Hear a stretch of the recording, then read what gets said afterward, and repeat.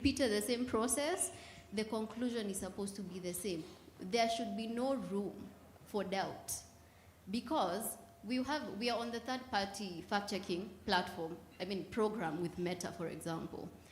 And we have to rate this content. What do I mean by rating? When we spot something, and keep in mind that we are dealing with content that is already in the public domain.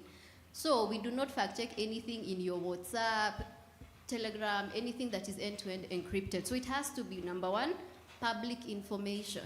So if your account is public, you post this to the public, anybody can see it on your timeline, it comes on our radar, and it's something that we know has some form of misinformation, then we'll check it. So how do we do that? When we spot this and we decide that it meets the threshold for what we consider to be virality or harm.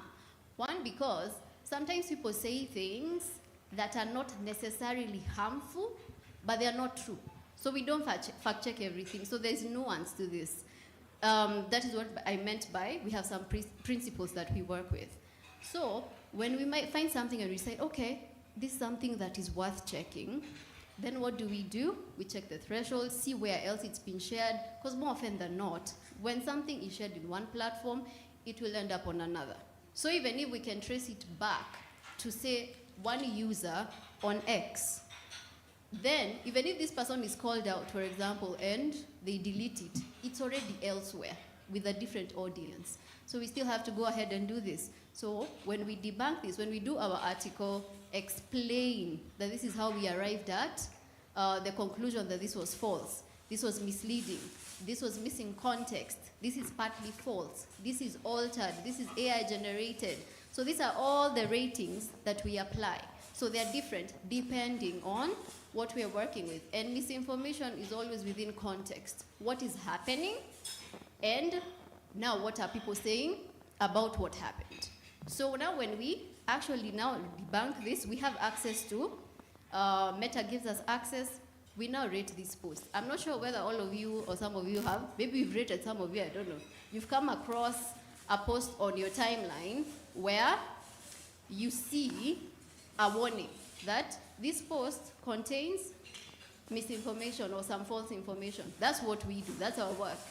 So we do that. Then there's an appeal process. You are allowed to appeal this process. Again, you reach out to us, you let us know, I think this is unfair, this is not what I meant. Others send us apologies, I apologize, I didn't know, and I'm like, come on. There's an appeal process, so go through that first. Because what happens, if you delete that post before we lift this rating, then we can't help you after that. You have to deal with the platform itself. And since we have young people, and a lot of them now are making money online, your content creators, if we happen to flag you, you run the risk of being demonetized. Then what happens? Now you're beefing with fact checkers, And yet, you're the one who brought yourselves on our radar. We didn't come looking for you. So please, keep that in mind. There's a process. Now, unfortunately, Meta ended its third-party fact-checking platform in the US beginning of last year. So what that means is our team in the US cannot rate anymore. Now, should that continue into the rest of the regions, I want us to really think about what that means. This is, you're removing professional fact-checking from an environment where disinformation is at its worst. This is Trump's America we are talking about, and we've seen the ripple effects. So if they decide to end the rest of the regions, then, of course, we are always updating how we work. We are always trying to upskill, but I'd like you to think about what the internet is going to look like if we pull that out completely. Now, also, let me mention, these platforms have changed in that it's lovely that we have content creation now. Young people are making money out of it. Great people, great fact, I'm a fan. But let's also be careful now, because let me use X as an example. Since Elon took over, the fact-checking platform was dismantled. We no longer have access to them. They used to be very cooperative, actually. Especially when we were dealing with disinformation campaigns, coordinated inauthentic behavior. They were very helpful. They had a wonderful team. Now, not so much. So what now has happened is you find that now we are dealing with a lot of rage baiting. It's engagement farming. People are saying all kinds of things just to get any kind of engagement. And for the most part, it will be outrage. You want to capitalize on outrage to make money. Unfortunately, since also you're tech savvy and you're the younger ones, we've also seen how the government is using young people as, quote-unquote bloggers to spread government propaganda. So again, a caution to any young person here who is a content creator who is thinking of going into that direction. Sure, there's money to be made there. But we've seen what has happened there this week, the past few days, with some of our influencers who dined with the French president. You've seen the backlash. A few months ago, we saw what happened when, again, some of our young influencers were given an opportunity, and I put this in quotes, to go for a trip to Israel. Again, think, if you're going to align yourself with the state, I want you to think about what it means for your brand. I'll stop there for now. Thank you, Paris. I will follow up later with a question to Markinia and Martin, but let me go now to Patricia, who works for the Katiba Institute. We've been discussing how young people interact with information and how journalists are working to ensure that reliable information surfaces at the top.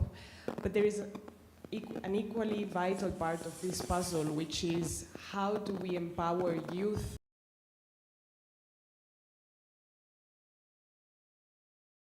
to think and reflect and marginalized group, and within the constitution the youth are recognized as a marginalized group.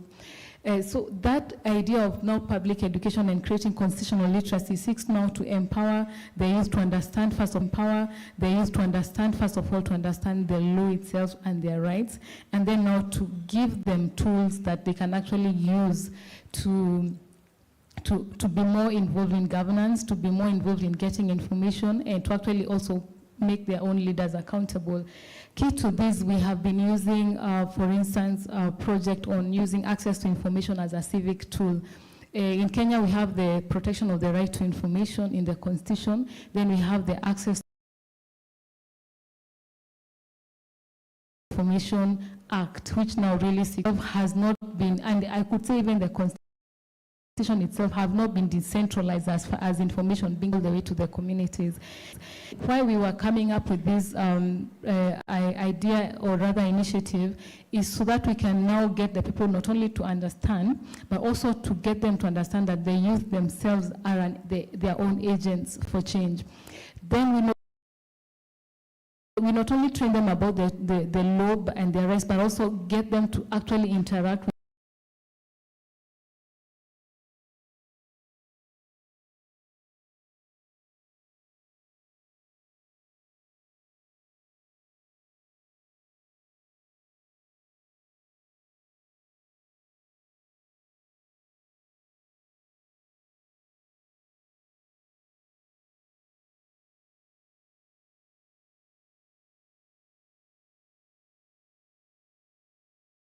the governance issues at their own, and then also they actually understand who to go to.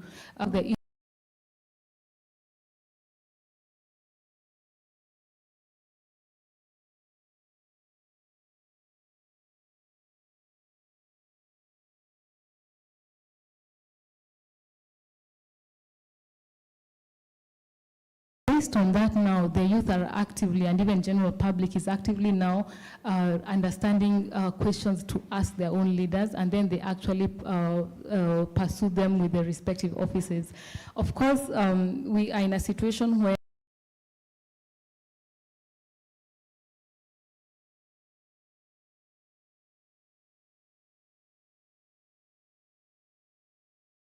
we may not get the right responses we want. In fact, one of the biggest challenges we have is that there's a duty to disclose information is not fully realized. And when the information requests are made, they're also not fully responded to all the time. But now the public now, when it is empowered, they're able now to understand if this does not happen within, if the request is not responded to within 21 days, then they know they can go to the office of the ombudsperson. We had a representative here earlier, and then also you can go to court. Just to say that using those tools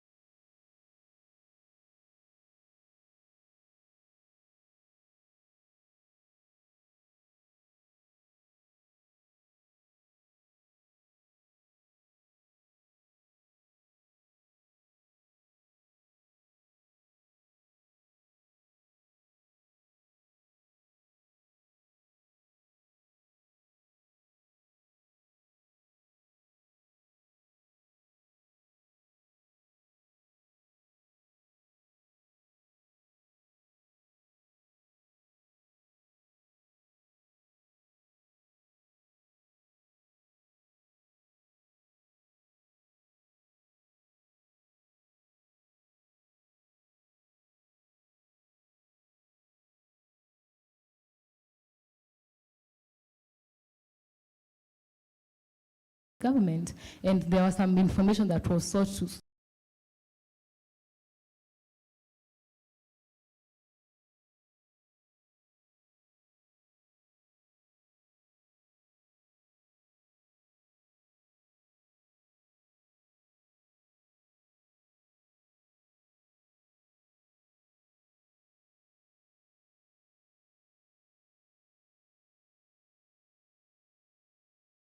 now you disclose. Are these government advertisements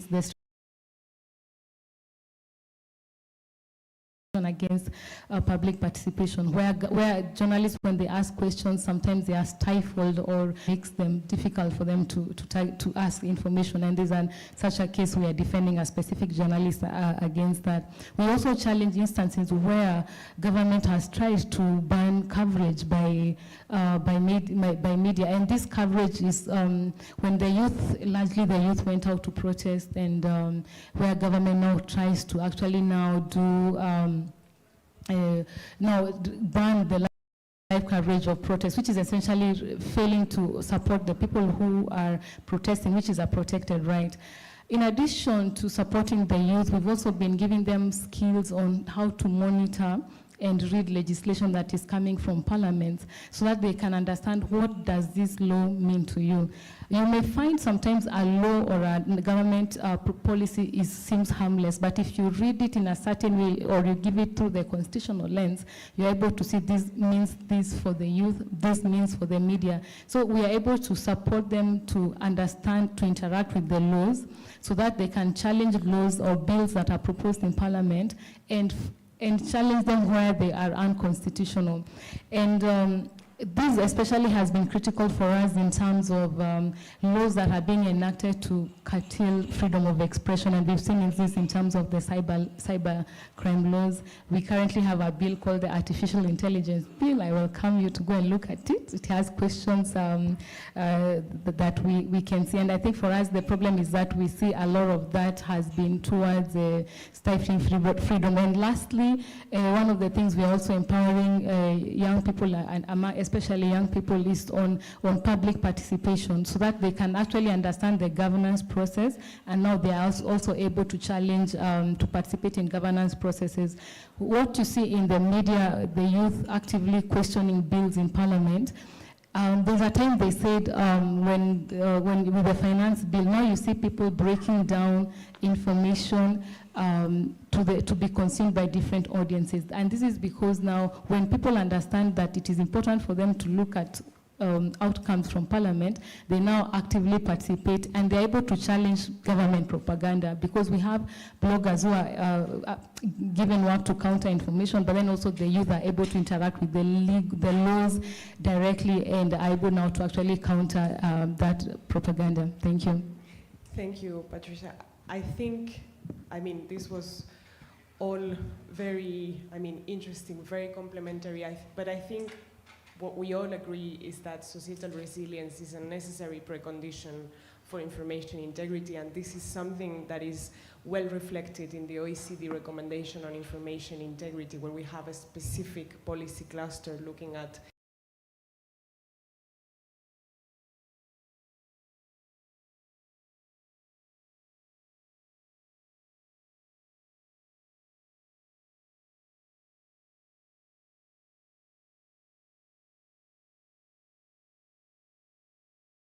different provisions that one thing that I was reflecting on whilst you were speaking is that we had a gentleman in the audience this morning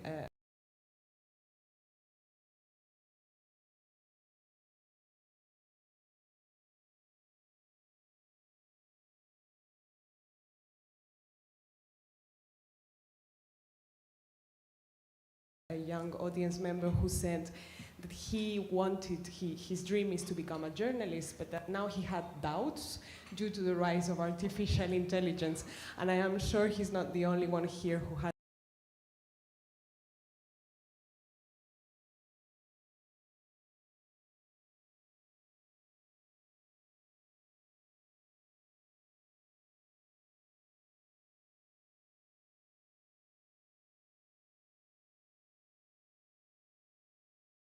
doubts about the future of journalism. We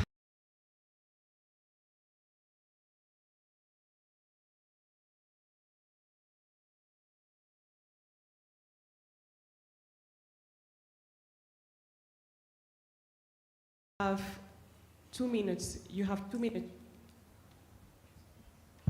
There you go. We have 2 minutes each to basically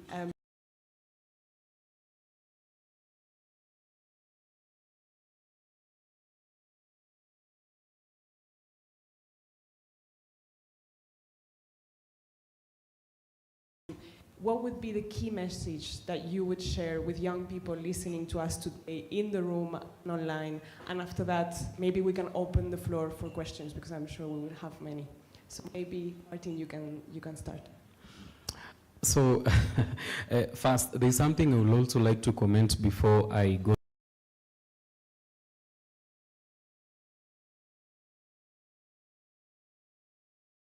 To that, one of the key things I give it to not only young people, but millennials.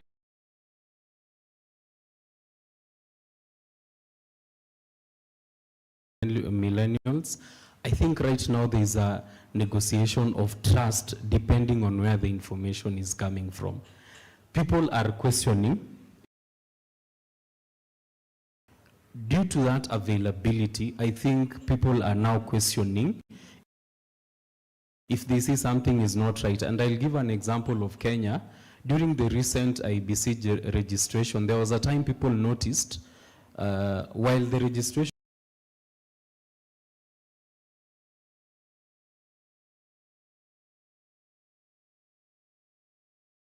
was ongoing, the polling station and the word were missing. It was actually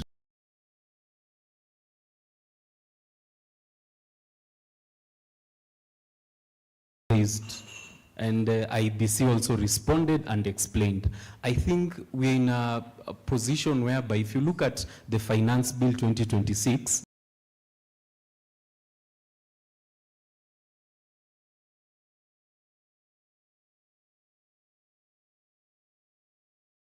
people are asking questions. So it's also one of the advantages.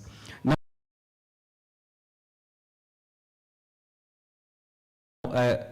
to anyone who is, and I didn't see that young man who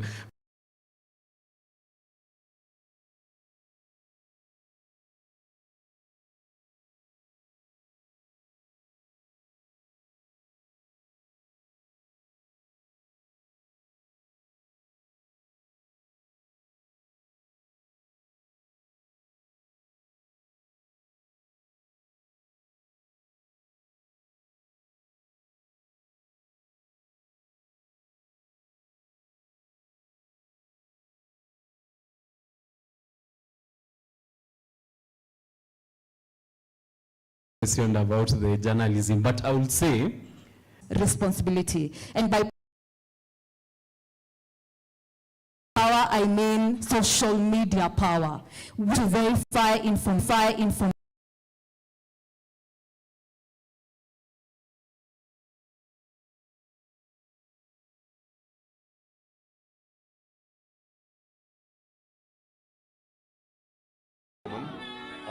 When they're at the sea, they're hoping to be rescued, to leave their motherland.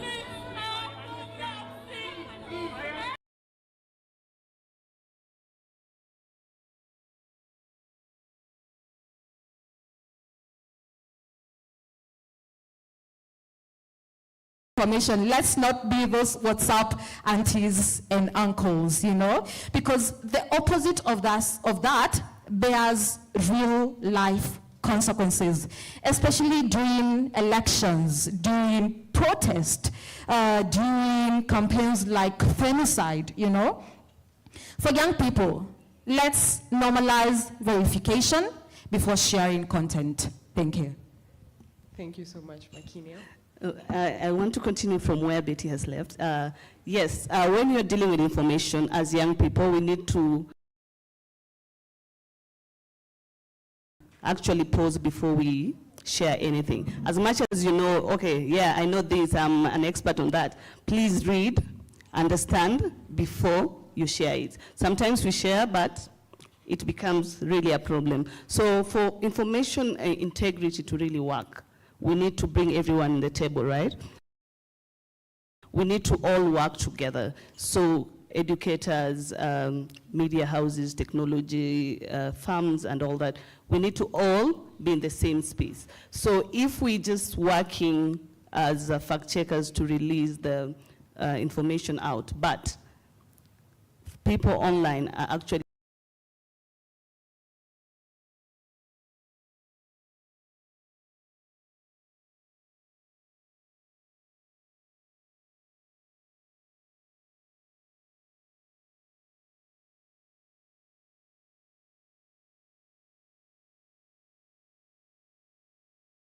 working against us, then our work seems like it's not working.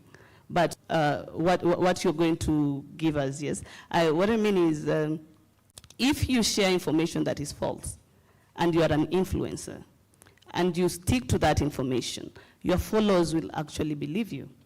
But if you share information from media houses, information that has been verified from media houses, that means you are building trust to back from social media back to traditional media. Now you're making people who are following you now trust the traditional media. And that's what we want to, you to do. Make people get back to trusting the media, because media is now doing verification. They're back to doing fact-checking, and that is a plus to us. Thank you, Makinia. Turning to Paris and to Patricia, we need to be quite concise, because I see our marvelous MCs telling us that we have 40 minutes to open for Q&A. So Paris and then Patricia, really short, please. Get curious. To the young man who was asking about journalism, just get curious. We've been trying and asking and advocating for fact-checking to be embedded in our curriculum. I don't know why it's not a thing. It's supposed to be a thing, and we'll keep asking. But until they do that, use the resources available to you. I'm a trained journalist. I did journalism in uni, but it's curiosity that made me a fact checker and a professional fact checker and a full-time fact checker, now helping manage a regional team of fact checkers and digital investigators. So, and fact checking is not just checking this is false, this is fake, this is, it's digital investigations. It's checking for coordinated behavior. It's deeper, wider investigations that we do. It's geolocation. Guys, it's fun. And I know if you're a curious person, it's fun. You go on a hunt, and there's a certain satisfaction that comes with actually figuring this out, that, oh, this actually happened this day, where, and this is actually how it was changed, the narrative, this is how it was framed. So don't be discouraged. Just get curious. There's a lot of training material online. AFP has fantastic digital courses that are free. OSINT, purely OSINT fact-checking. You do it at your own pace. You get a certificate after that. We offer training. Reach out to us. Guys, just be curious. It's fun. You'll be fine. Just get curious. Thank you so much, Paris. Patricia, please. Okay, for me, I'll say that we have learned, and there is hope now based seeing what has happened, that we are now being galvanized around issues as opposed to the ethnic mobilization and other political factions mobilization. Just to say now to the youth, as a person, I am very hopeful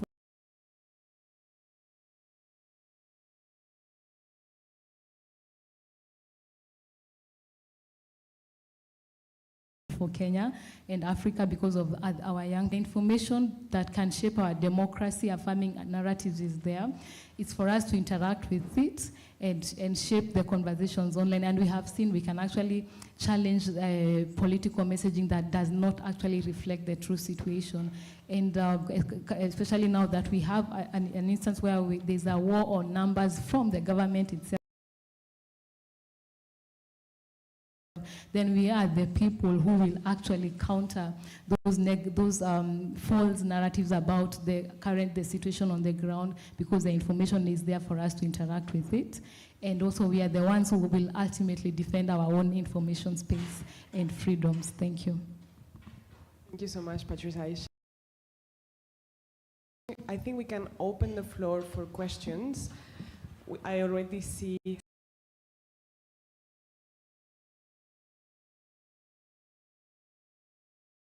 a couple, so please go ahead. Hi everyone, my name is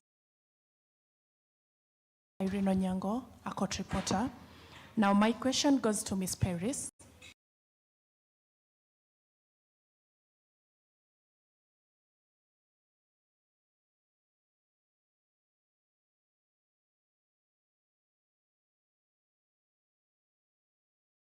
With the rise of AI-driven content moderation on platforms like YouTube and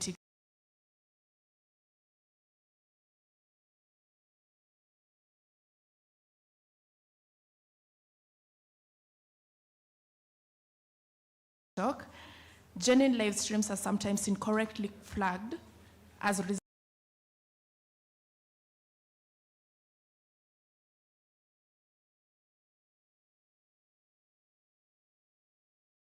recycled or inauthentic content. What safeguards should be in place to ensure that efforts to protect information integrity do not also suppress legitimate real-time reporting and expression? In my understanding, live streams are a little bit more complex than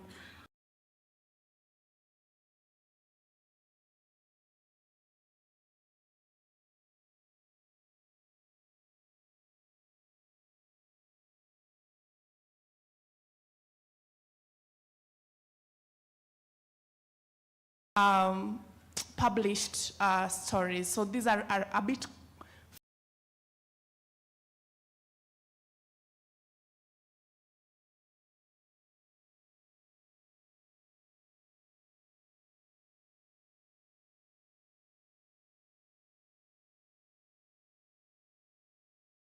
fast or quick, if I may say. So what are some of the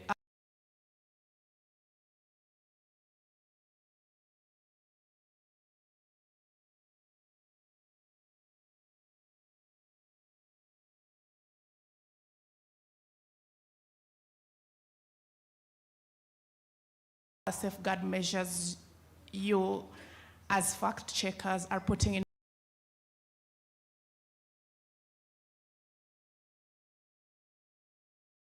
place to ensure that these people are not oppressed, but at the same time they are also aligning with the integrity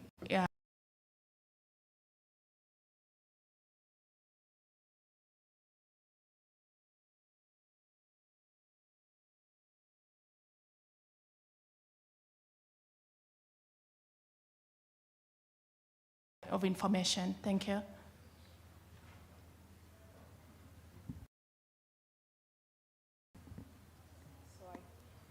I think we can get a couple more and then move to the...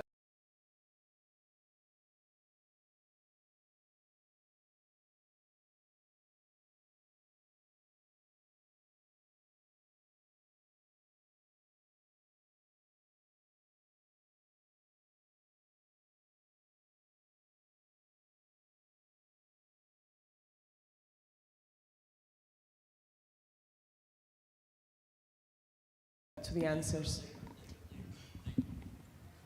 Please say who you are and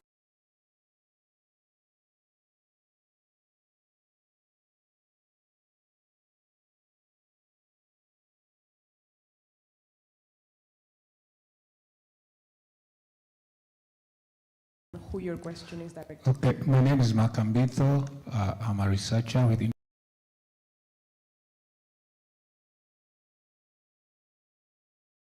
for track research and consulting. My question basically goes to Patricia.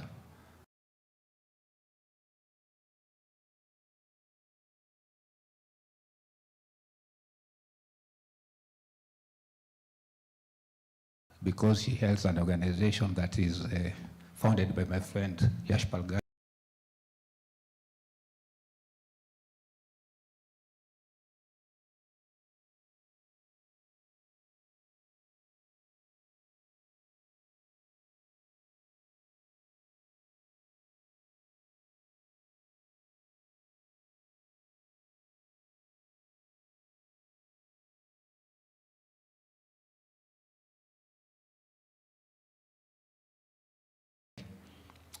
Patricia, my question for you,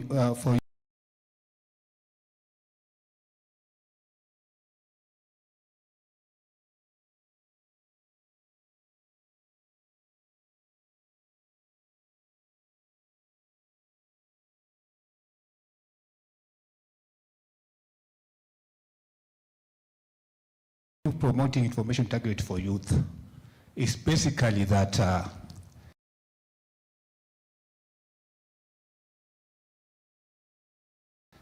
most of this misinformation that comes out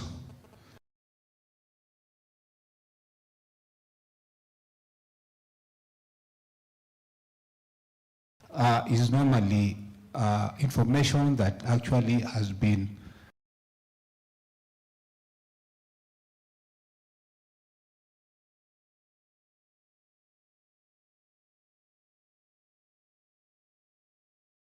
people who actually specifically fund these youths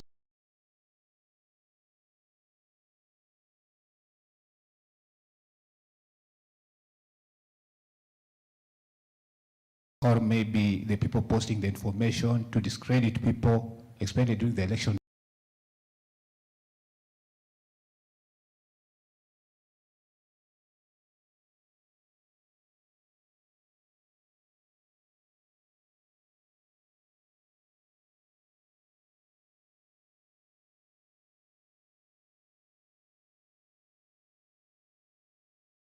Right now, you find that I can fund maybe university students who I know have jobs to actually post some information against my information was placed in a print media or somewhere else that were that it was too long. You'll find a Gen Z for other Gen Zs, standing for other Gen Zs and splitting the information. And in the process of splitting information for the other Gen Zs to understand it, you find that that person may not be have done the right thing, and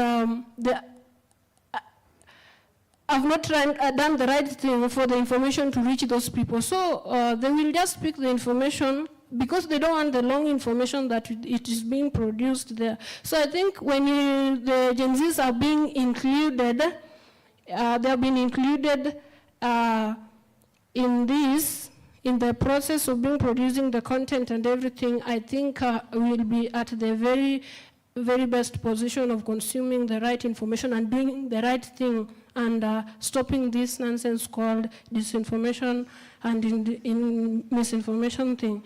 And my question now goes to the empowerment. So how do you ensure that you empower the Gen Zs to run, to do the right thing the way you want us to do it? Because when we talk about the empowerment, it is focusing more on Gen Zs, the youth as the general, children, and the undeserved people like women. So I just want you to I just want to ask, empower the Gen Zs to do the right thing in a right manner, in a humble way, not in a nini, because we are a group of our own. We are a group of our own. We have Gen Zs who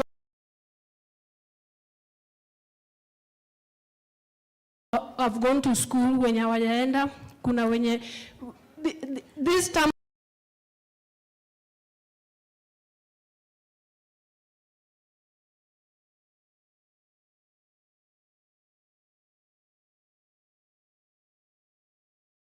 Gen Zs, I would have time even to describe it more, because most of us are not understanding what Gen Zs is. While describing and exposing things on Gen Z, I'm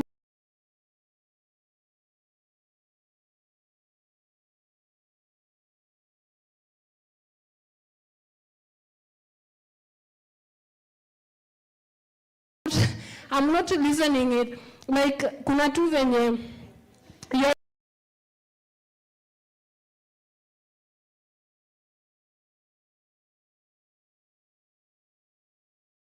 describing this group as if, but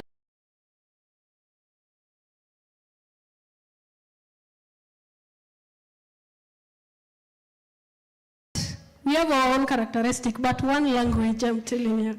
Otherwise, thank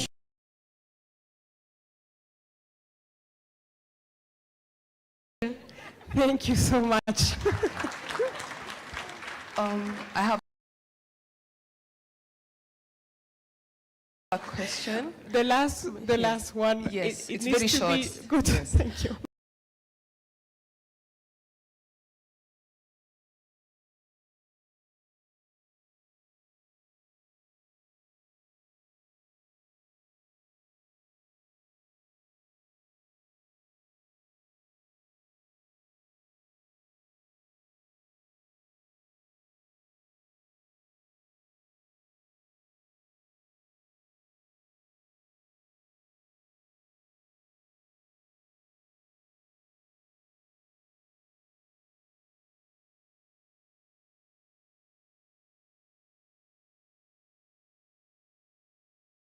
My name is Peggy Rasiga. I'm a student from Masai Mara University.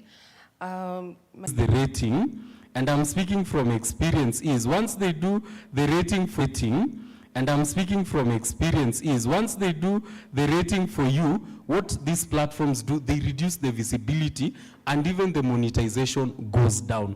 So the likes of Kibe is as a result of these platforms, or they are produced for content creation. The only way these guys are affected, and I know he has opened several YouTube's account and they've been deleted. If I'm not wrong, I think he even complained at some point because of the content. So I know there are some actions that are being taken with regard to the content that is being produced. Oh, I'm taking the Gen Z one. What we need to do, right? So what we are trying to do at Africa Checks is include youth, and what we are doing is media literacy in university level, because people in the university, they actually know what they're doing. They have information, they know how to use smartphone, they know how to navigate online. And they're going to be our ambassadors when they're going out. So we're using those who are still in school to help us reach others who cannot be reached by us. Okay, so what we do is now train them on verification skills. They don't need to be fact checkers, but they need to just have that small verification skill when you're dealing with information online, so that they know what information to share and what not to share, because it's a strong group. And if we leave them without really training them, it becomes a problem to us. So that's what we are leveraging now using university students. And also we have like a WhatsApp group of fact ambassadors, online group of fact ambassadors who we are just giving them also the same verification skills, and so that they can help us in this fight, okay?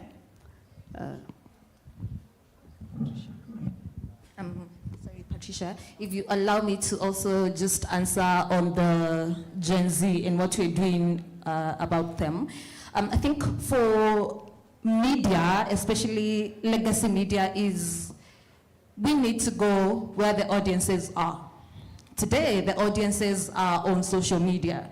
Now, the formats of storytelling have since evolved. They've shifted. So we also need to package information in such a way that young people and Gen Zs understand that information.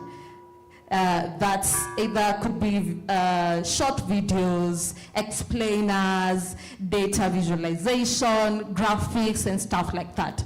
But also, media and digital literacy should become part of everyday life for all of us.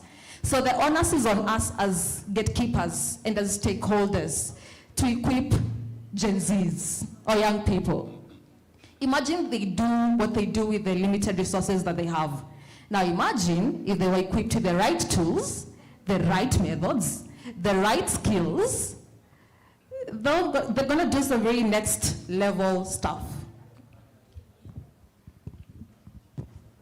To the young lady back there, again, get curious, education, internet. That's what I'll leave you with. You have access, use it. And also, don't feel so defeated, because I'll tell you, every day with the kind of content we deal with, I can tell you no one is infallible to mis and disinformation. Our own media houses here are also falling, into this trap of breaking news, and it is fake news. We've caught you a couple of times. I know they are here, I will not mention them by name. Recently, I'll just give one example. We had a fake decree that was published that the Cameroonian president has decided to appoint his son as the VP. It was fake, but it was picked up by almost, starting with our state broadcaster. I said I'll not mention names, so I'll not mention the other ones. But they picked it up, and after they realized what they did, they just pulled it down. Now, when you pull it down and you don't inform the public why, you need to realize that it's as simple as someone taking a screenshot and sending it somewhere, and people can say, but so-and-so reported, these are our trusted media, so no one is infallible. So even sometimes, there are things that will pass my timeline, and afterwards, when I look back, I'm like, oh, wait, I missed that. So this is something that you have to do. You have to make it something you have to do on a daily for you to become very much ingrained in you, that you have to verify anything that you see. So keep that in mind, and to encourage those media houses, please have fact checkers in your workflows. The younger journalists who are coming in, train them, call us, we'll train them for you, it's fine. We can set up desks, fact-checking desks, and make sure that, especially in breaking news cycles, you're being able to do that. Now, to the lady who asked about AI moderation, let me clarify. We only rate content that we've been given access to with programs with our partners that we actually work with. So in our case, it will be Meta. We don't work with YouTube. So whatever happens on YouTube those are things that are actually controlled by the platform itself. So that's not us, just to be very clear, before anybody decides that we are the ones who are causing trouble everywhere. It's not us. We are only doing that with Meta. But with that scenario, it's likely that this is the audience of that platform, or people who don't like whoever is running that platform, are the ones reporting them. So there's that too. That's not us, just to be very clear. But yeah, thank you. Okay, yeah, that leaves me to answer to my friend on about the strategic litigation. In our position as an institution, we use going to court to have the rights protected, as an example, on a broader scale, as opposed to one person suffering a violation. So when you go to court, for instance, and say a section of the computer misuse law was declared unconstitutional for breaching maybe freedom of expression, that decision is for the benefit of all Kenyans. However, if your right is individually affected, you can still go to court, file a petition in the court wherever you are. You can also go to the office of the ombudsperson to just demand that information that you're seeking. So there are different avenues you can use, and sometimes simply amplifying that issue by, let's say, raising the issue on social media or talking to a journalist in your community level of going to court.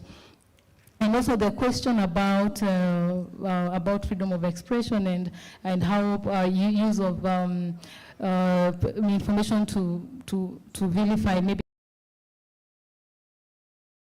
political competitors. This is to say, one, freedom of expression as a right is not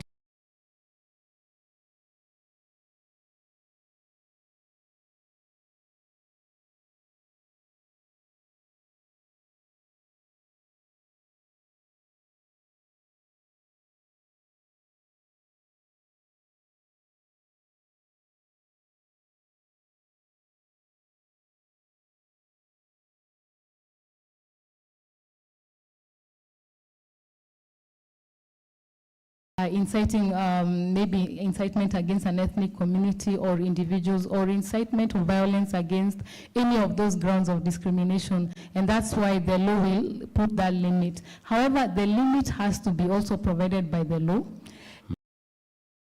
And it must be specific to a very specific purpose. While we question, for instance, if someone has published something false about another individual through social media, there are different avenues. If it is in the electoral process, political parties and their supporters they have a code of ethics that governs them, the election regulations. But more importantly,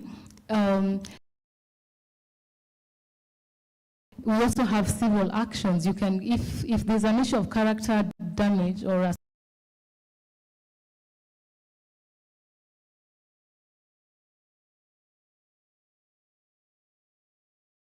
assassination of someone's character, then you have an avenue for defamation.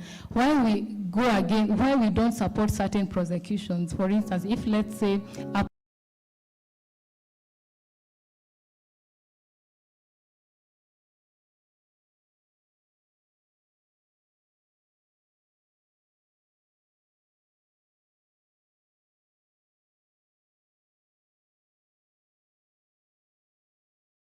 violated another person's character, we don't support prosecution because that is criminal sanctions.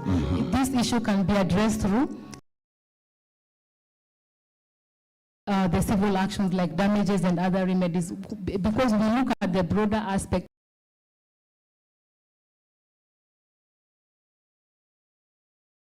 Encourage that. It means any one of you here then can be targeted through prosecution just because you said something that does not make another person happy.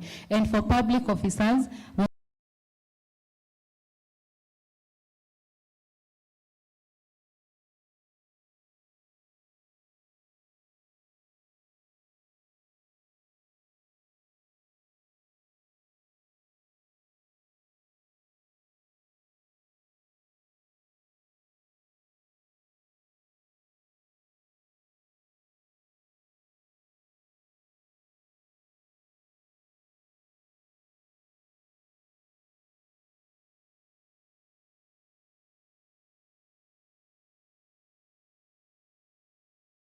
remind them that a public officer has a higher obligation. So